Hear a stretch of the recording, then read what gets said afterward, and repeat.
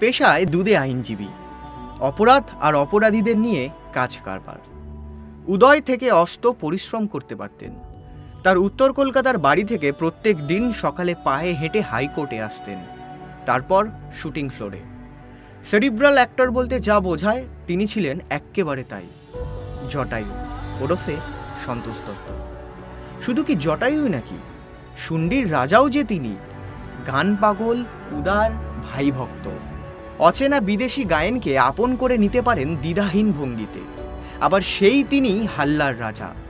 কখনো শিশুর সারল্যে হয়ে ওঠেন ছুটিকাতর, আবার কখনো মন্ত্রীর বদবুদ্ধিতে যুদ্ধোন্মাদ। পর্দায় অবশ্য দর্শকরা এই অভিনেতাকে দেখে আন্দাজও করে উঠতে পারতেন না যুক্তিতক্কের লড়াইতে কিভাবে তিনি কোর্টরুম সামলাতেন। ওকালতি তার পেশা, আর অভিনয় নেশা। কখনো একের পিঠে দুই চেপে বসে চাপ তৈরি হয়নি জটায়ুর জীবনে।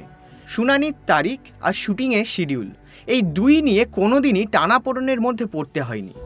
শুটিং ফ্লোরে সিন চলতো, তারই ফাঁকে ফাঁকে পরের দিন কোর্টে মামলার সওয়াল জবাবের চিত্রনাট্যও তৈরি করে ফেলতেন। এতটুকু স্টেপ জ্যাম হতো না। জীবনের প্রথম বড় ব্রেক পেয়েছিলেন পরশপথর ছবিতে, পরিচালক সত্যজিৎ রায়।